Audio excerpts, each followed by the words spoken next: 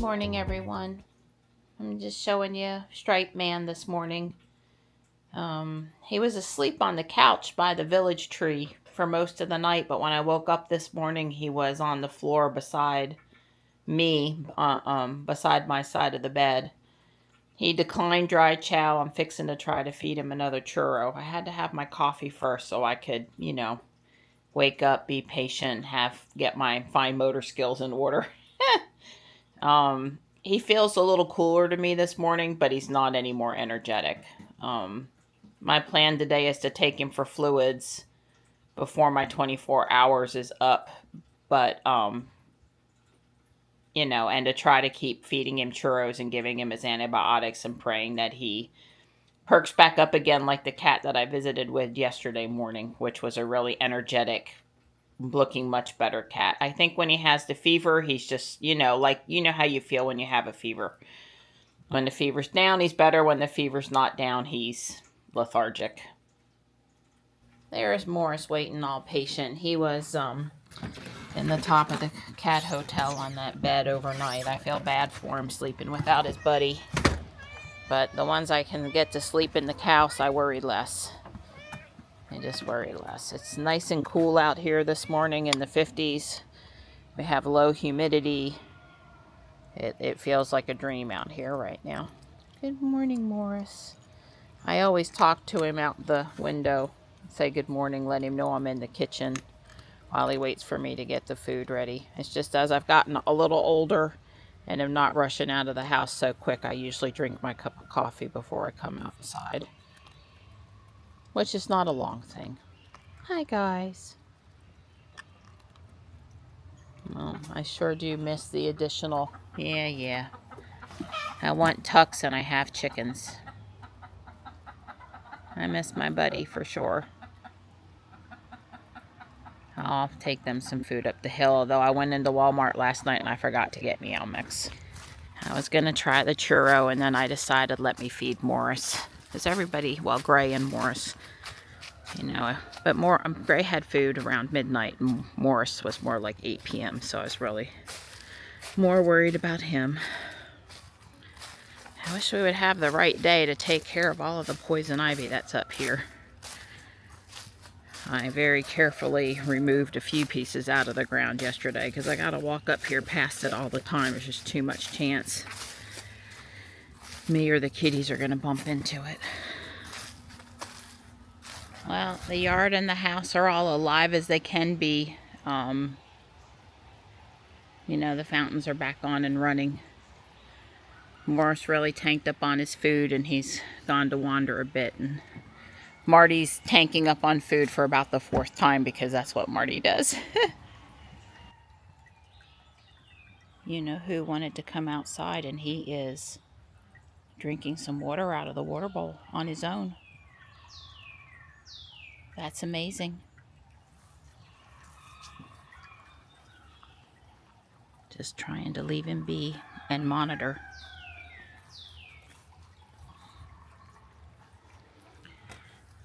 I find in the morning when they tank up, they can stand there on and off for 5 minutes sometimes. Taking breaks, taking breaths. Wow, well if he's drinking water, maybe I don't have to take him for sub-Q. He drank enough water that I might reconsider taking him for sub-Q because, of course, the drive and going into that place is super stressful. And if he's willing to drink water on his own, then I don't have to force water through him. But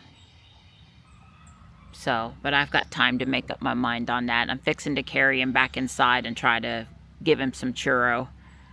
I wish Morris had been around to say hello, but Marty certainly came over and was doing Marty things with him, and he seemed to like seeing Marty as much as he always likes seeing Marty. Marty can be a little intense with the headbutt sometimes. Like I said, it's in the 50s here this morning. It's probably approaching low 60s now, and it's just really nice. I haven't seen the owls yet, but I have no reason to believe that they're not still, the baby isn't still in the box.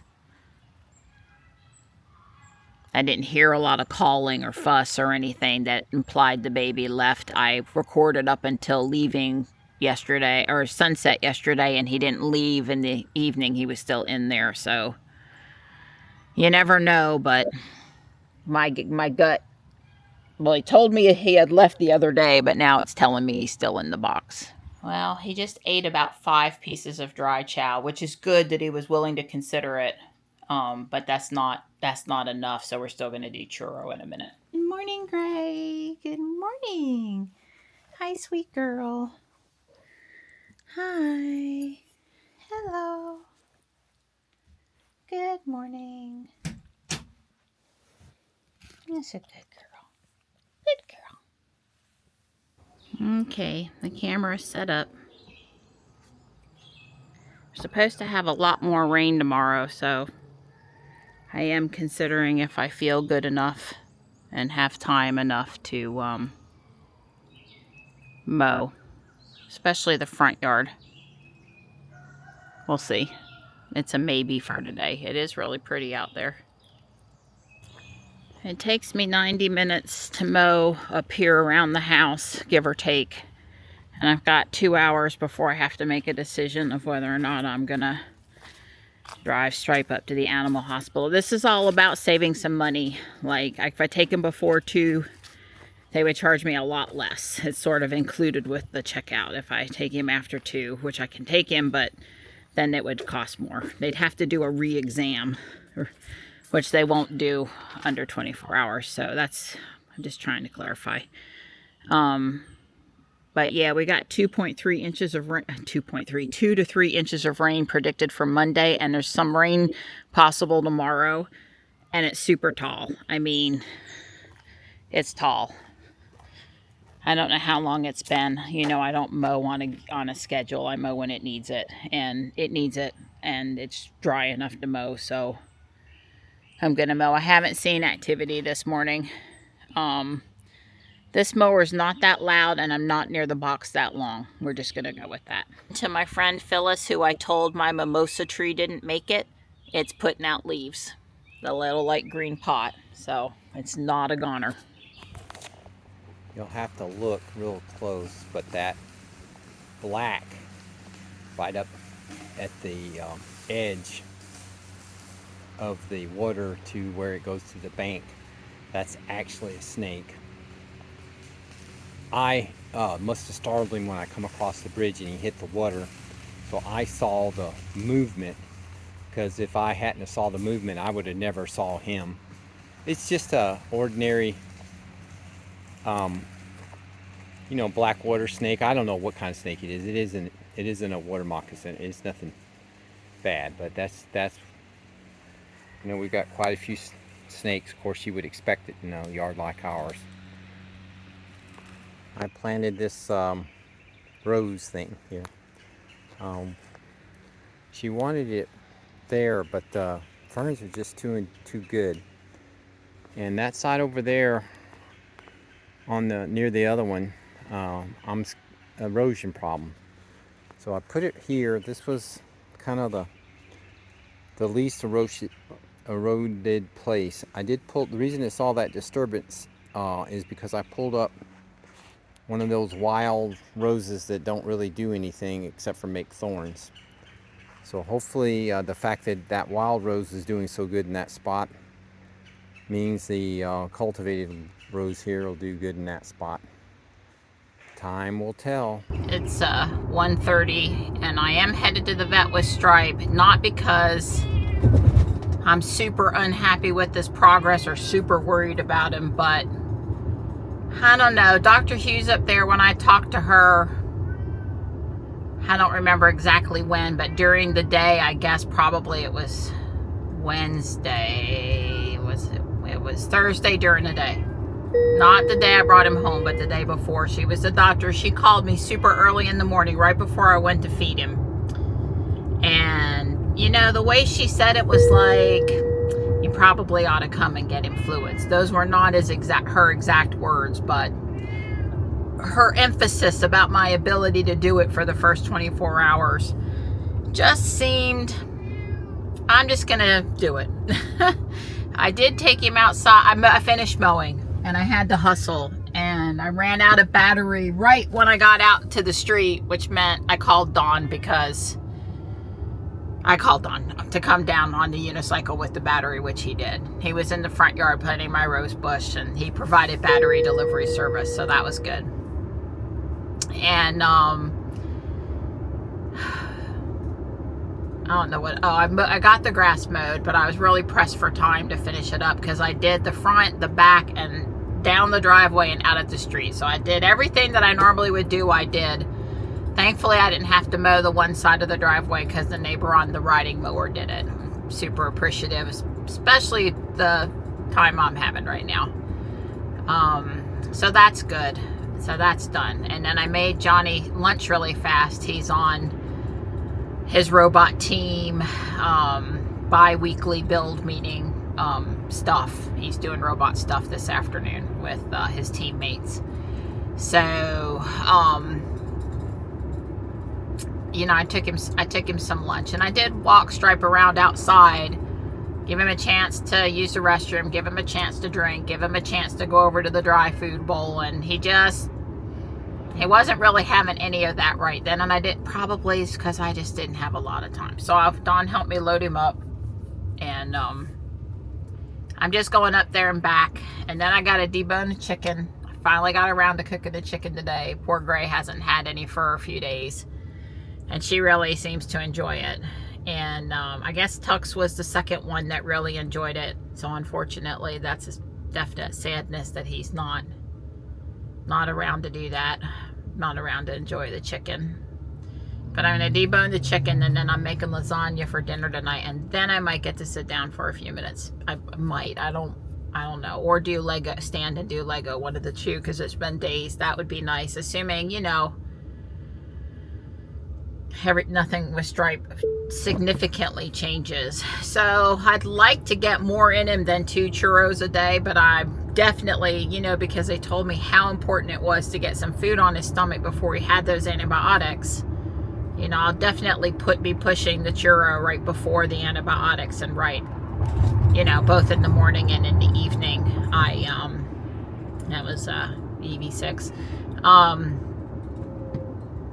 Yeah, I'll definitely be doing that, but it'd be really nice if he would decide that any of the other foods he would be willing to eat, because, you know, maybe the fancy feast that he usually likes, he associates now with not feeling well. I've seen people do that with food. Humans even do that with foods. It's like it's their favorite thing, and then they got sick and they didn't feel good while they were eating that food, and then they don't want that food anymore. So I guess we'll see. I'll try to offer him some brand new wet food when I get home.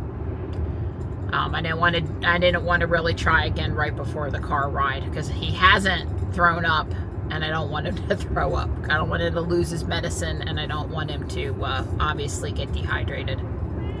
It's 2:20, so we were in and out pretty fast. They did do the sub-Q and check his vitals. His fever temperature is currently 102, which is just on the high side of normal.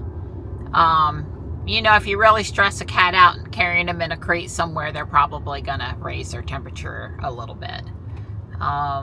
They weren't happy to hear that I thought that he had a pretty significant fever last night, and they asked me to please do an under the arm check if I think that's happening, or get good at doing that with him so I can monitor it better. So I will. It's just taking, you know, one of the little cheapy digitals and putting it under the armpit, and it's not going to be very accurate, but it should be, you know, if you do it in the same spot with the same thermometer every time, it ought to give you a trend. So I'm certainly capable of doing. I cannot believe how well he has let us burrito him and do things for him. So you know, all things considered, he's really not giving us much trouble. Not much trouble. There's a Cybertruck in front of me, about 5-6 cars. It's on the right. It's the second car on the right. So that's cool. What have I been out 3 days in a row and I've seen a Cybertruck? I'm thinking that's the case. Of course, I saw a ton of white Ys that look like Jules, but probably aren't performance ones between the house and the vet. and some other colors too, but most of them were white. Yeah, I was just sitting here thinking about, you know, how special each of the kitties was in their own way. I know how everyone seemed to levitate to Tux, and he certainly had characteristics that, you know, I get that. And I just, you know, Morris has started rolling over and letting me rub his belly every day now, and he does this meow. He's talking to me a lot. He's really improved. And if Marty's in the house at midnight, when Dawn gets up to put the laundry in the dryer, he comes and jumps up in Dawn's spot on the love seat for a belly rub, and sometimes he'll come and get up right on my lap, and he's just super affectionate then. I know he's bossy with the other kitties doing headbutts, or, you know, not a super hard swat, but a little swat at nighttime, or Big Boy, who are basically scared to death of him, even though he's not a terror. But, you know, he's just got his super cuteness too. His face in the door. If Tux doesn't have his face in the door in the morning, then Marty always had his face in the door. So at least when I come out, if Marty's outside, his face is in the door. So it's not complete silence out there. And, you know, Stripe is like a little rag doll. He'll let you pick him up and hug him. And he really likes belly rubs, and he's a leg rubber, and he talks to you all the time, and he's super easy to get along with everyone. And he reminds me of my dog Leo, and just how chill he is with other cats and people for the most part. He really is pretty chill. You know, I guess your first visit to the house, you won't be best buds with him, but like David, you come around enough, he's gonna accept you into the pack and be affectionate. And the staff up here at the vet, they were all over him. You know, Gray, I've been going into the back and editing with her when Johnny's off at school, and a lot of times I nod off for a few minutes, and her little head is right on, you know, on my arm, and she's all snuggled up right around my waist, and she's a really good nap buddy sleeper. And she, you know, plays with my hair and rubs my head a little more than I want sometimes if we're not napping. But, you know, she's such a good nap, and so sweet, and she purrs so loud, and she's just really, really good. And nighttime, of course, is the one that, especially in the wintertime, but sometimes in the summer too, she likes to sleep on my chest in the evenings while I'm working on the videos, and she'll tuck her head up underneath my chin and, you know, just lay there for a good bit. And she sleeps basically on my pillow in the bed at night, and she hangs up on the counter in the bathroom in the morning while I'm getting ready. And it's just, you know, mama's buddy. She really is mama's buddy. And Big Boy, Midnight, you know, he likes to come up on the love seat between me and Dawn and get petted for only, like, you know, normally 5 or 10 minutes, and then that's good.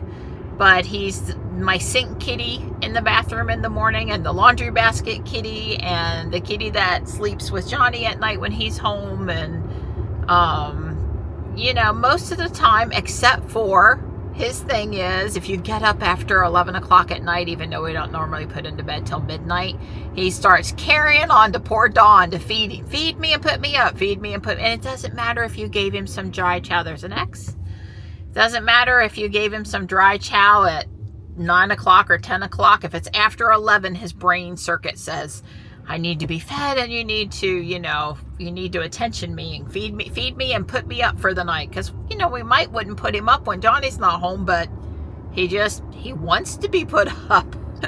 So that's kind of his cute thing. And Panther, he, you know, was my porch kitty. I would look out the window and he'd be in his chair, or he'd be on that new blue rug area Dawn did for him, or he'd be on his mat, and he loves those little lightweight doormats, the kind that you could basically ruffle up into a ball, the ones that weren't stiff. And you know, you'd hear him out there at night playing when we would go to bed sometimes, you know, he'd have 15 minutes of activity and he would be laying on the mat by the front door, kicking on it and bumping into the door a little bit. And obviously, after realizing what was going on, it wasn't alarming anymore, but I did have to figure out what is going on with him. Is he okay? And I would go turn on the light and he'd just look up at me all happy with himself that he was, you know, it's like he was treating the mat like it was prey. So he was basically killing the mat. He was, you know, having fun with the mat. And then he'd leave me a present on the mat every once in a while, a frog from the creek or something else. Not super often, but he did do it. I learned to look before I stepped in the morning. That was the smart thing to do. Yeah, and there was, you know, so many others. There was Johnny's, you know, special cat Mittens that looked just like Tuck's except for the shape of her body, but her colorings, her markings everywhere. Tuck's had white, she had white. He was probably her daddy. No way to know. And then of course my beautiful princess kitty that I moved in with when I came over to the house. I had such beautiful long hair, and like all the cats that like to sit and look pretty, all the girl cats, they love Dawn. Even if Dawn isn't looking for love from kitties, they all love Dawn. And Slate, let's not forget Slate, who is Gray's baby. And you know, she died from cancer a few years ago. We call her nickname was Spooky because Nighttime showed up with Midnight and Mittens at the same time Grace showed up with Slate, and I was able to catch Nighttime and the two kittens sooner, and they got more handheld contact quicker. And who knows, maybe Slate would have been Spooky anyway, but she probably was picked up and handled by humans as a kitten a little later than is optimal. And so she was always, you think Gray's a little spooky sometimes? Well, Slate took Spooky to, or Morris, Slate kind of took it to another level. But, you know, those last months that she had with us, she Johnny was home and she was with Johnny, and she really did get the big treatment, the good life. So, oh, well, thanks for that, letting me indulge in, you know, good memories with kitties. It's good to have good memories. And I guess my point started out being, and I'll finish, is that, you know, they each have their special. It's okay to love one. It doesn't mean you don't love the other. It's okay to like XYZ about one more so than something else, but they all have their favorited thing. And yeah, I will get back to taking pictures of kitties and putting them at the end of the video if I ever, you know, like have a day that's not full from the time I get up in the morning till the time I go to bed. Like if I can breathe and start getting some pictures back. I really hadn't meant to not have them. I just, you know, the last few days have not had any cushion of extra time. Dang, I'm gonna come to the landfill on Saturdays. It's like me and this kid. Not another soul here. That's a good sign. Stripe's starting to try to break down the back door to go out. And he did eat a little bit of food and use the bathroom after he came home. Maybe he wants some water at the outside thing. So I'm going to take him for a supervised walk. I've got the lasagna ready to go in the oven, but I'm not going to put it in for 35 minutes until it's 6 o'clock. I don't want to eat too early. Don and I have already had a little snack with the leftover noodle stuff. I'm exhausted, but you know, he needs a little bit of supervised outside time, so here I am. And it's a super good sign that he's eating some of the wet mixed grill. He's shown interest in food several times since we've been home from getting the sub-Q. Maybe not super big meals, but food. Showing interest is good. A little bit more as time goes on is good.